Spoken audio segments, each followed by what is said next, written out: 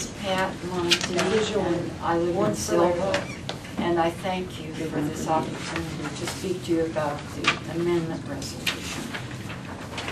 The Supreme Court ruling of 2010, known as the Citizens United ruling, gave corporations the rights, declared that corporations have the rights of people, and that money was speech and couldn't be limited in terms of campaign contributions. Since that ruling, there's been a movement across the country for a constitutional amendment, which is the only thing that could override a Supreme Court ruling. A constitutional amendment that would nullify that ruling. This would be the 28th amendment to the U.S. Constitution.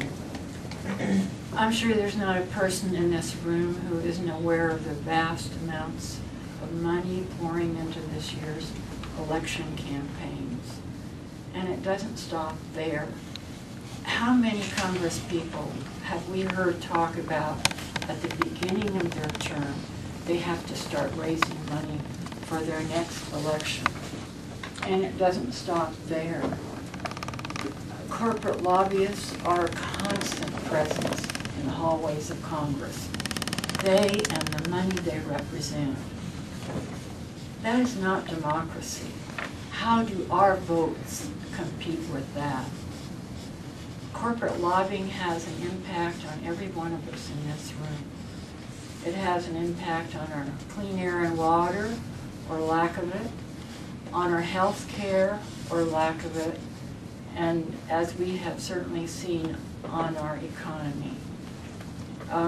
Our Main Street banks here and in surrounding communities are faced with regulations that the too big to fail banks ignore without penalty. People have lost their jobs, their homes, and some their lifetime savings due to the greed of Wall Street institutions with powerful lobbies in Congress. The resolution we're asking you to approve is not a legally binding document. It's simply an expression of support to the General Assembly in Raleigh for a constitutional amendment that would declare that corporations do not have the rights of people and that money is not speech. And I'm certainly open to questions, and I know Agron would also be open to questions if you have any. I was wondering if, about nonprofits, and if they could, I'm just wondering if I had thought it through, Yeah. specifics of what this could do.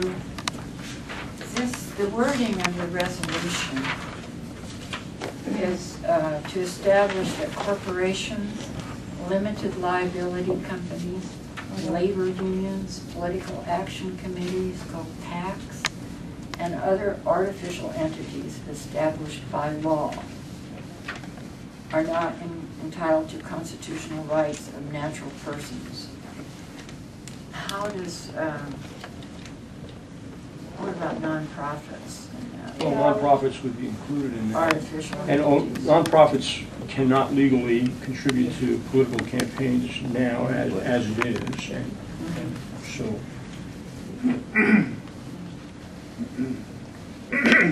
The Supreme Court has ruled this to be legal, have they not? What? The Supreme Court has ruled PACs to be legal, correct? Yes. I mean, And I mean, they're saying that PACs, the cash that donated to PACs, this is money is a form of free speech according to the Supreme Court, correct? Right, and they're saying that not only is money a free speech, but that corporations have the rights of people to donate unlimited amounts of money to campaigns, political campaigns, without reporting where the money is coming from. So it really tips the scale in terms of influence the Supreme Court's decision has. What it did was it overturned the McCain-Feingold Act, which was the bipartisan campaign reform act of 2002 that was signed into law by President Bush and passed by a Republican House and Congress, actually. And it overturned that. So all the work that went into years of developing that bill was thrown out the window, essentially, and we're back to free-for-all in terms of how much money can be put into political campaigns by any source. How many other jurisdictions within Jackson County have signed off on this? Bryson City. Not Jackson County. Yeah, not Jackson. The Bryson City Town Board, Highlands Town Board, and the Franklin Town Board have all. How many other jurisdictions in the state of North Carolina have signed off on it? Well, I don't know exactly the answer to that. I know that those three jurisdictions that Pat mentioned, and also Asheville, Carrboro, Chapel Hill, Orange County, and Alamance County, and those are the ones that I know of that have. And as well as the Jackson County Democratic Party has also signed off on that, and many other chapters of the Democratic Party. And two bills have already been introduced in the state legislature, House Bill 1201 and Senate Bill 937. And so we're essentially asking you to support that legislation. I think that came out in your literature that you sent about the House. Oh, actually, no, but at that time, I didn't know those bill numbers, or those bill numbers. Right. I just talked about the states that had passed it. Hawaii, New Mexico, Vermont, and Rhode Island. Those states have already petitioned Congress for a constitutional amendment, and there are several other states in which it's passed in one house or another, and it's pending. At this point in time, I'm not really ready to ask the board for a vote, or I think I would like to digest this a little bit further and possibly put this on the agenda for July or August for us to think about this. Can we not speak to it now, Larry? Pardon me? Can we not speak to it? Sure, now? but I mean, as far as, I don't really want to vote on any resolution right now tonight. I'm not so certain if, well, go ahead. What do you have in mind, Alan? I have in mind of addressing the issue and getting the council's opinion on it today, Okay. right now. Okay, go ahead. It's been so, you'd have to be totally out of touch with any reality not to know that this has been a central issue, brewing and now building. And this has got to be acted on before the general election. And the money that is pouring already into the general election by corporations, it has to be, that has to be addressed, because every day that we do not address this, the individual is diminished more and more. And I want to just say that I'm quite willing to put this before our board tonight as a motion, and ask that it be considered. Because it isn't as if this is a small, obscure issue. This has been central in the news for over years. Well, since the decision. And you can see what it is doing to our politics. And I wonder how it's going to impact the state politics locally. I think it will. I think it already has. I think we're looking at a couple contests where it will be showing up. And it's getting too close to home. We have to make a statement. I would ask that the board consider today considering this motion. That is a motion. Okay, there's a motion on the floor that we consider this. Do I hear a second? Yes, I second it. Okay. But, is there anything else you wanted to say? Do you think that this covers it and? Well, what we're trying to do is add North Carolina's voice to the other states in calling for a constitutional amendment. The General Assembly is in the short session now, and we don't know how long that's going to last. It may be over by July. Of course, it may not be. You never know what's going to happen in the General Assembly. But being the short session, if you wanted to have an impact on the decision of the General Assembly, then I would urge you to address this sooner rather than later, because if you wait until July or August, it may be a moot point. Who are you? I don't mean you individually. Sure. I mean, who are you representing? Well, we're individuals, but I'm the executive director of the Canary Coalition, and our organization has endorsed and is promoting this. Occupy North Carolina is also supporting this, as is Move to Amend, which is a national movement that we've become affiliated with. And Move to Amend is kind of a loosely central organization nationally that has been asking local groups to work on resolutions which are not identical to each other but are close enough to get the point across. And so I hope that answers your question about who we You are. work with the Canary Coalition, don't you? Pardon? You work with the Canary Coalition? I'm the executive director of the Canary Coalition. And I'm with the Occupy group, which is also an affiliate of Move to Amend. This isn't anti-business. Labor unions are added very directly into the center of this.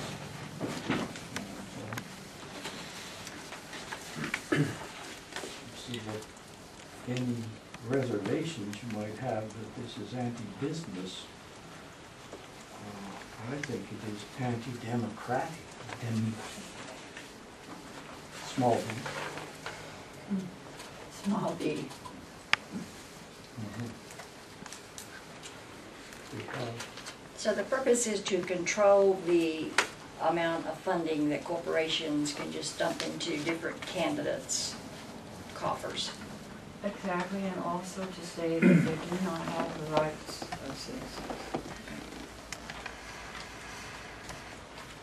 What impact do you anticipate a small town of Webster signing this petition to have? I know it's just like one vote that you have when you go to the general election, so. But it will have an impact on the General Assembly, I'm quite sure. It's just like any time you write to a legislator, that means something to that legislator. And I heard it said that something like 3 letters makes a big impact on the legislator. Of course, this is the whole.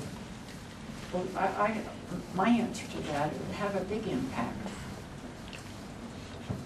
And obviously, I don't have an issue with the statements that are being made. Our entire political system has issues that need to be addressed, and at some point in time, the individual people of this country are going to have to stand up and make their voices known and let people know that they're not satisfied with the way things are going. Everybody's frustrated with our political system and what happens, and once folks get in, they get wrapped up in the way we do business and how business has been done in the past. And I would love to see somebody with some common sense come in and make some adjustments, but we all know that's not possible. It's going to take the voice of many to make that change. So. Or, Well, all hell's gonna break loose when we try to fix it. Because nobody's gonna know what's Like going this on. contact, what the governor, you know, what happened to him. that's what a grassroots movement is. It's individuals standing up and making a statement that ultimately, if enough individuals do it, we get a constitutional amendment, and that would be a start on the change that we all hope to have. How many states again, did you say New Mexico and what other state? Hawaii, Vermont, and Rhode Island, and wasn't there one more that? There are 4 states that have already sent this petition to That's Congress, in and then 2 years, just 2 years. California, the House of Representatives has, Washington State, their Senate has, and Iowa, their Senate has, and I think there's one other state that it's passed in one. And then there are several states, including North Carolina, where it has been introduced and is pending in both houses. And if I may just address what you said, I so much agree with what you said. But in North Carolina, in several states, they're actually holding referendums on this issue that will be voted on later this year.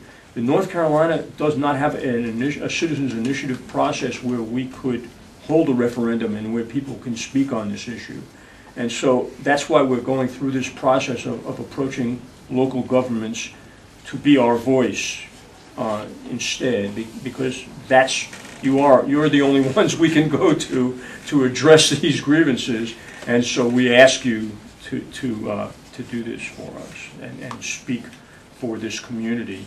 And what impact will it have? It will be another community added to the chorus of those that have already made a statement. I think I'm a little unclear as to why we have to amend the Constitution. That is the only way to overcome a Supreme Court decision. Okay.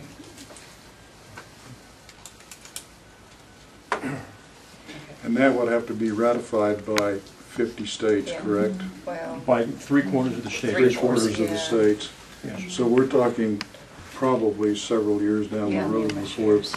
unless everybody jumps on board all of a sudden. And that has happened in the past, and sometimes it takes years, but you got to start somewhere.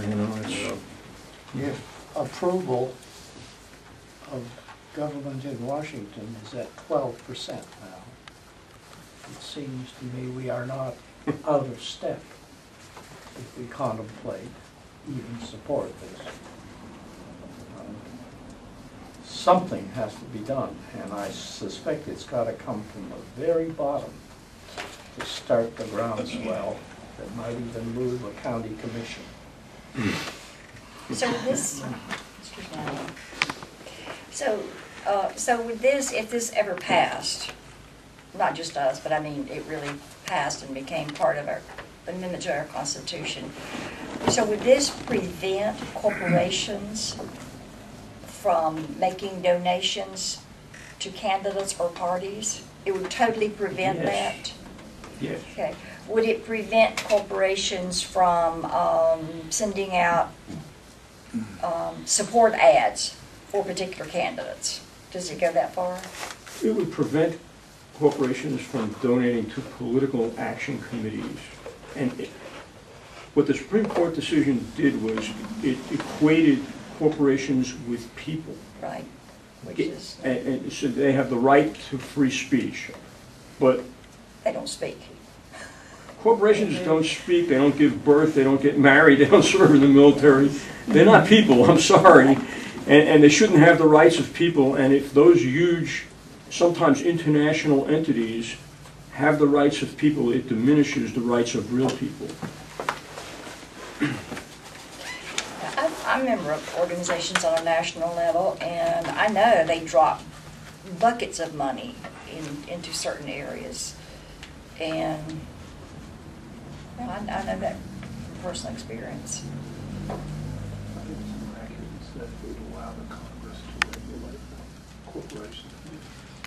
What Randy said is correct. It would allow Congress or state governments to regulate how much and how corporations can contribute to. Right now, the Supreme Court prohibited the regulation of campaign contributions.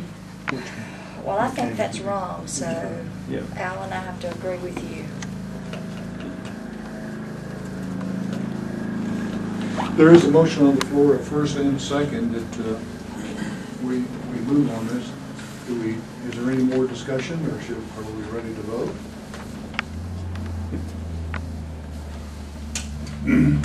I'm ready to. Okay. All those in favor of this resolution for North Carolina, say aye. Aye. Those opposed? Motion carries.